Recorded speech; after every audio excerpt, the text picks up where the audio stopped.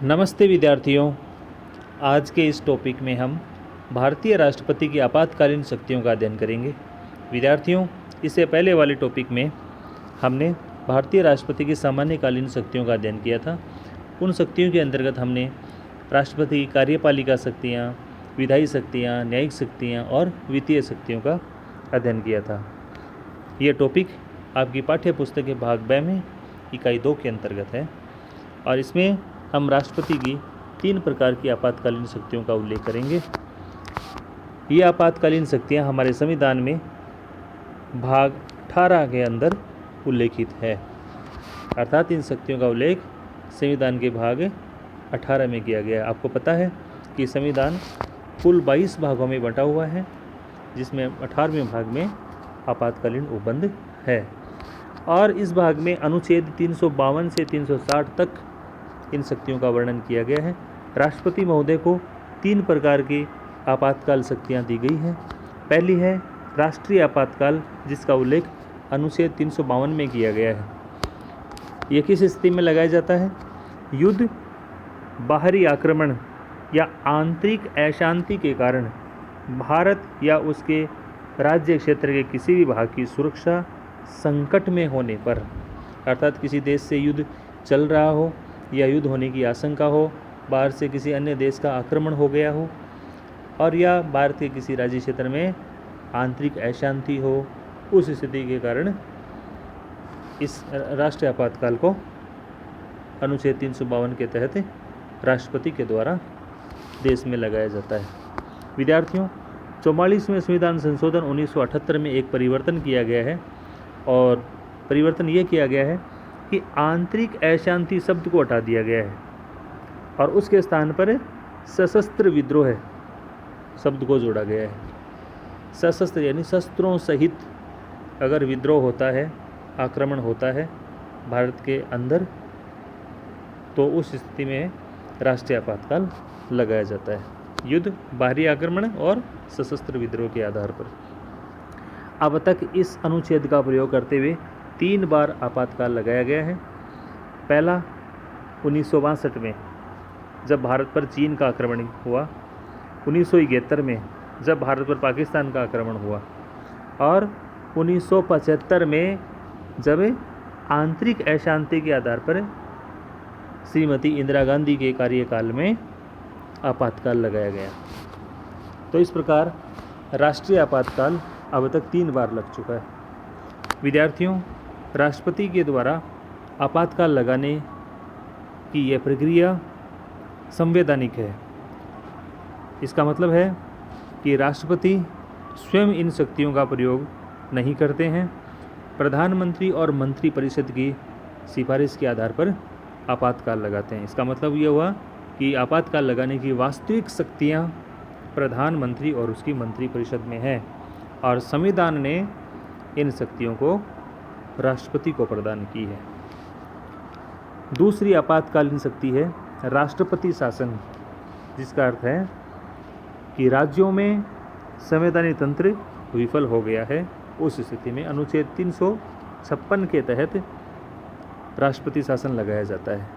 जब भारत के किसी भी राज्य में संविधान के नियमों के अनुसार शासन व्यवस्था संचालित नहीं की जा रही होती है, उस स्थिति में यह आपातकाल लगाया जाता है।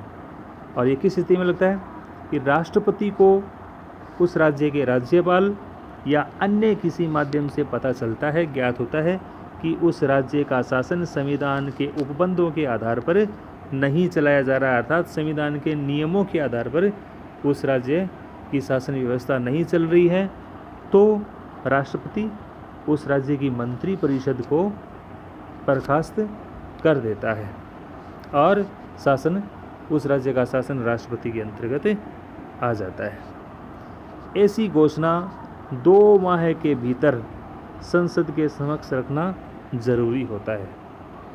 जब ये घोषणा की जाती है तो उसके घोषणा के दिन से 2 माह के अंदर अंदर उसको संसद के समक्ष रखा जाता है और संसद के दोनों सदनों द्वारा इसका अनुमोदन जरूरी है, तभी यह आपातकाल प्रभावी रहता है।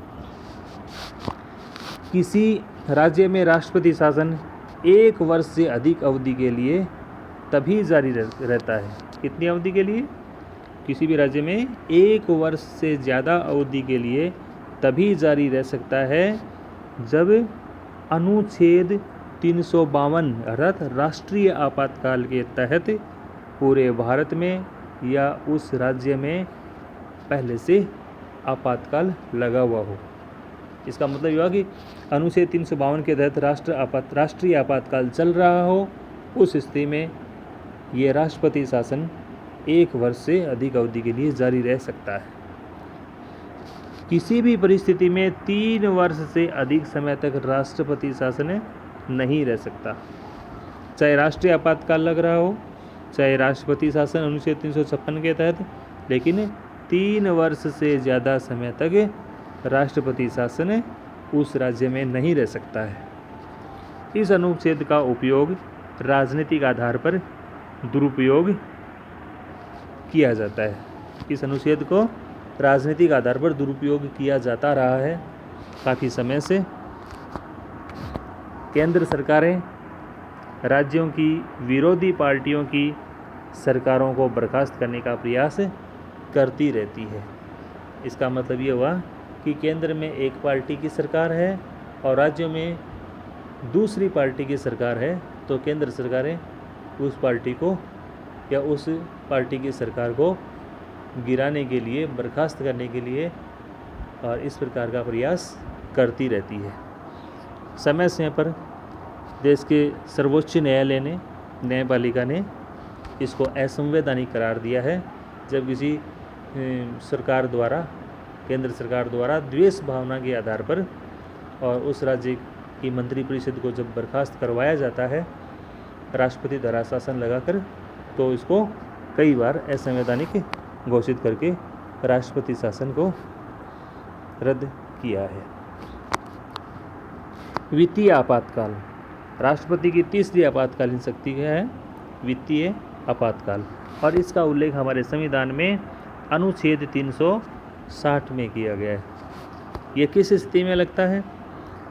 भारत की वित्तीय साख संकट में होने पर, आर्थिक व्यवस्था बेहद कमज़ोर होने की स्थिति में, वित्तीय स्थायित्व संकट में होने पर यह आपातकाल लगाया जाता है।